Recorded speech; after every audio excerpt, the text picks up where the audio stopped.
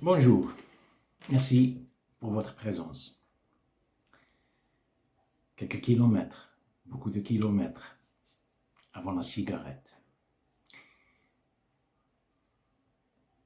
Dans les écoles aujourd'hui, vous ne pouvez pas imaginer. C'est des CEM,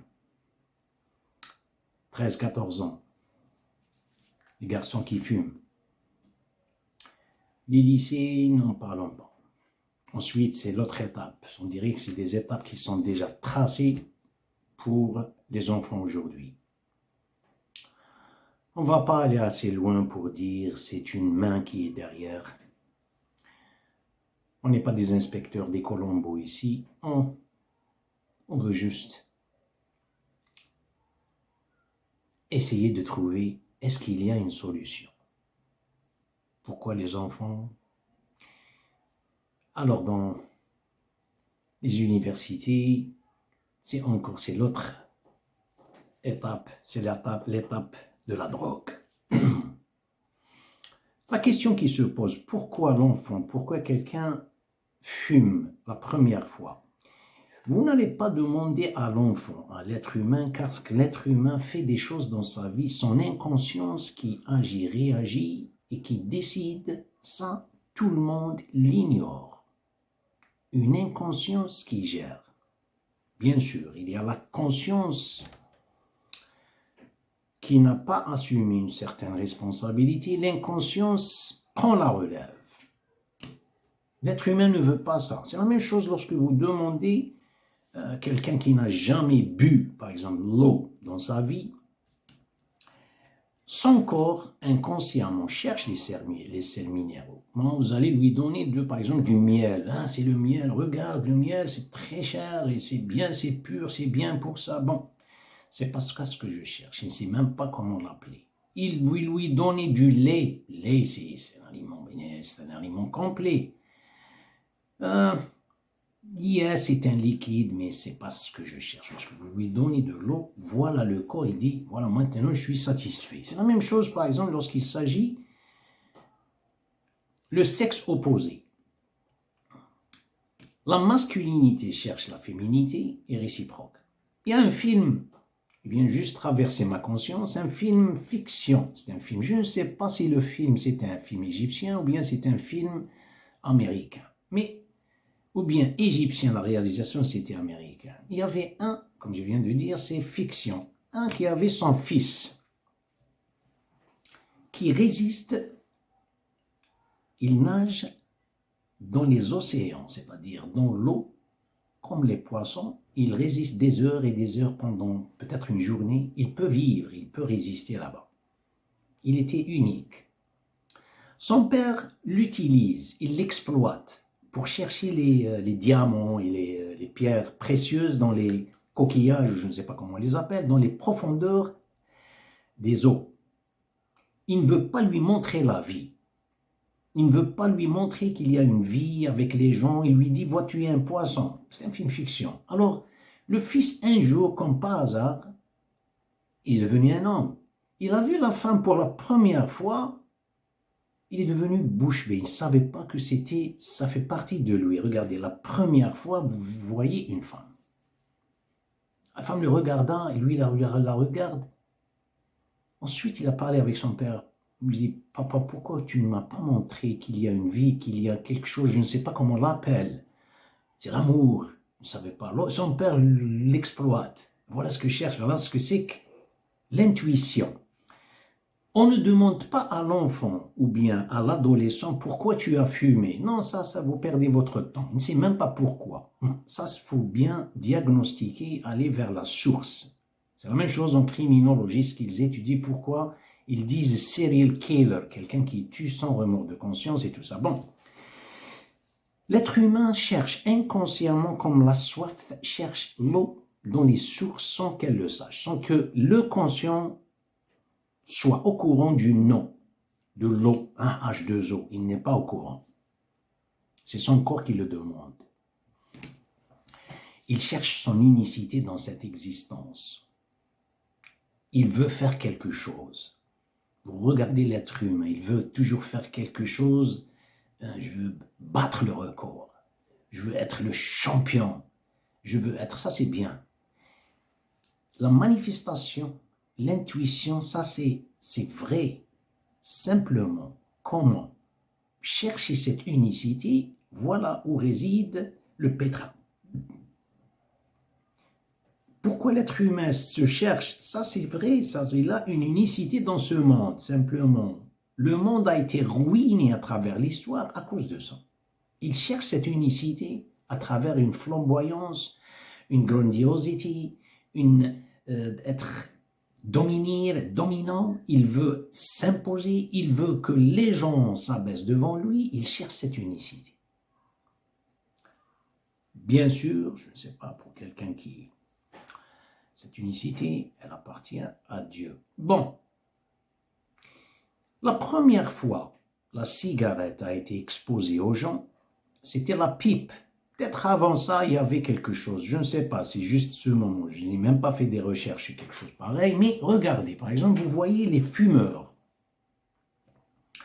Le fumeur, c'est tout le temps la pipe avec le grand professeur de l'université. Et il fume en même temps qu'il donne, par exemple, une présentation où il parle de quelque chose de profond, scientifique, il inclut avec ça le poison des poumons. Vous qu'est-ce que vous avez? Vous êtes un voyeur passif. Vous voyez ça? Vous ne faites pas attention. Ce qu'il est en train de dire, il y a en parallèle, il y a la pipe. Et il parle d'une manière, donc, la logique, comment elle s'établit chez l'enfant, ou bien chez l'adulte comme moi, naïf, c'est que, regardez, c'est un connaisseur, c'est un savant, c'est un écrivain, il est très réputé dans le monde. Il n'a pas, ça veut rien dire la pipe. Regardez ce qui se passe chez l'être humain. Ensuite, ça c'est, je parle des siècles auparavant, c'est le siècle de celui-là, c'est-à-dire début 1900, les 20, 30, 40, 50, c'était la mode cinéma, Hollywood. Regardez les années 50, prenez ça 40, 50, il n'y a pas une action sans que la cigarette s'allume.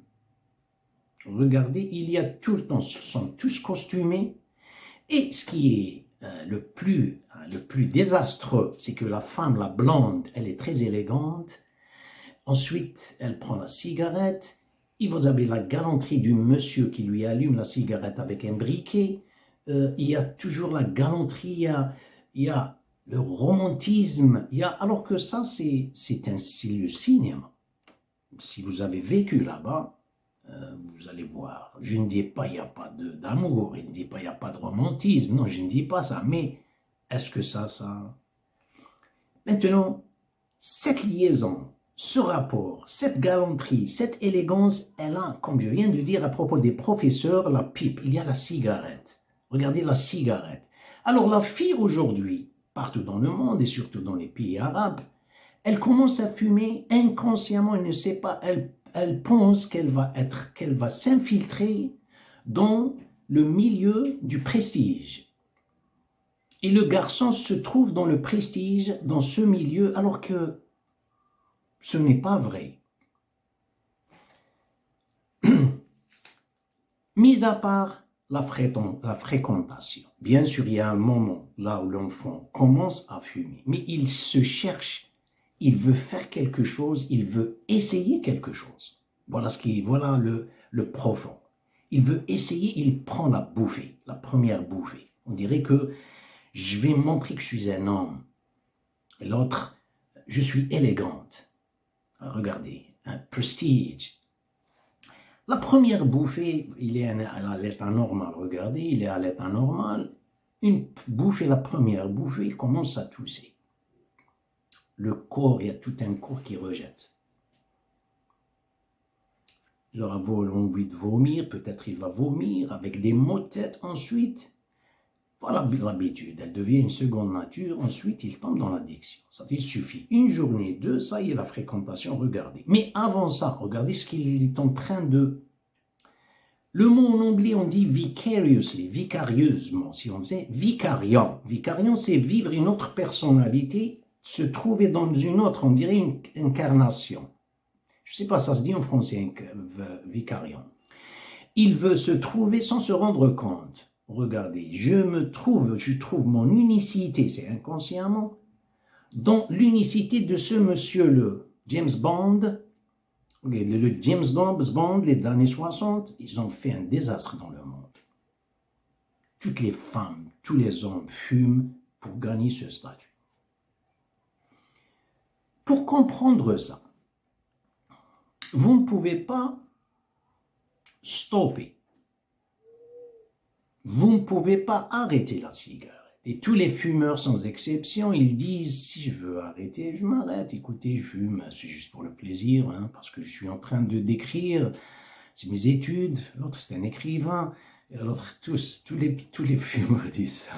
Lorsqu'il s'agit de la pratique, alors là, vous n'avez pas enlevé une tige. Vous voyez ça? Elle était une tige dans le jardin de mon subconscient. Elle était une tige comme ça. Un petit effort, vous n'avez pas pu l'enlever.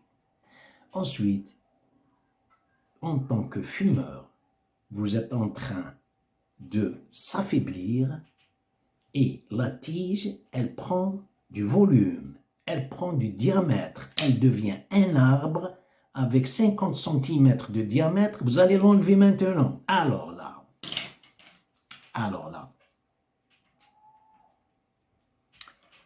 unicité. Mon unicité. Je n'ai pas encore décrit ce que c'est que l'unicité. Comment vous allez la trouver? Vous la trouverez. Maintenant, la drogue. Qu'est-ce que c'est que la drogue? Il n'y a pas d'unicité. Vous dites pas aux gens, vous dites ça aux gens, il n'y a personne qui vous dit ça. La religion, et encore, c'est pas la religion. Et on ne vous dit pas la religion, même en soufisme, on ne vous dit pas votre unicité. Ça, c'est une conclusion de ce que quelqu'un a trouvé après une longue constatation. Et tout ça, c'est une conclusion. Mais on vous dit, on vous montre la voie, mais on ne vous décrit pas la destination, car ce n'est pas bien de connaître le résultat, car les résultats deviennent une condition pour toi. Voilà pourquoi en religion on vous dit faites ceci, faites cela et ne posez pas trop de questions. Dieu va vous donner pendant le parcours les fruits, la sagesse, vous allez comprendre ça. Il n'y a personne qui vous dit cette unicité. Vous allez la chercher. Où? Dans les études. Vous avez votre diplôme. Est-ce que vous êtes satisfait avec une unicité? Il y a tout le monde qui partage la licence avec toi, mon Dieu. Big deal. Master 1, il y a pas mal.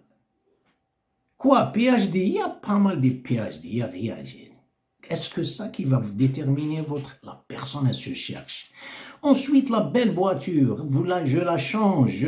Est-ce que ça a satisfait votre soif pour cette unicité?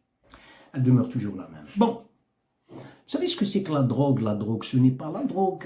C'est qu'il y a un effort dans le conscient, un effort, il n'y a rien pour trouver cette unicité. Je veux aller vers le néant. Vous allez vous trouver dans le néant. Non, je veux vivre une inconscience.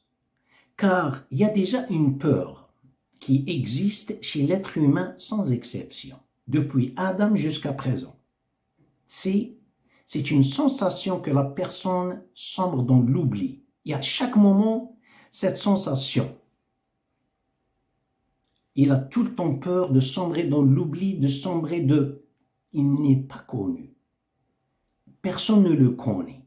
Et il veut être connu par quelqu'un. Il veut avoir une place dans la société. Alors il se trouve, on dirait, isolé. Ils me jettent, ils m'ont rejeté. On dirait, personne ne vous a rejeté. Il y a une séparation dans le cerveau. Il y a un moi, il y a un surmoi. C'est comme ça. je veux vivre dans le néant. Bon, la drogue, qu'est-ce qu'elle fait? Elle laisse la personne non seulement dans le néant, mais avec un pouvoir. C'est que pendant la drogue, il se sent, on dirait, comme King Kong, il peut détruire tous les buildings, les gratte-ciel, toutes les montagnes. Voilà comment ils sont le drogué, hein, celui qui est le drug addict. Ils se sentent comme ça. Et les drogues sont en différence. Ils ont une catégorie. Ce n'est pas parce que je l'ai essayé. Hein. J'ai jamais mis une cigarette dans ma bouche. Aoudou billah. J'aime pas quelqu'un. Des gens, c'est des élèves, peut-être ils vont dire, non, attention. Suivez l'exemple des sportifs, suivez l'exemple de soi, ne suivez pas l'exemple de ceux qui vous empoisonnent. Je m'excuse pour le terme. Bon, mais une fois que la drogue disparaît du corps, c'est-à-dire le produit chimique qui disparaît, il se sent, il est le dernier sur cette terre. La même chose avec l'alcool, le week-end, ils boivent, dancing, disco, Copacabana. Yeah, je suis heureux. Vous êtes heureux ou vous prétendez? Écoutez, ne me posez pas cette question. Le deuxième jour, le dimanche matin, ils se sont et elles se sont la dernière sur terre. Une chute libre. Et voilà comment ça rebelote ou bien se régénère et tout ça. Voilà ce que c'est que la drogue. Et une fois qu'il tombe, c'est voilà où réside l'addiction. Maintenant, ça c'est comprendre. Comprendre avant de tomber.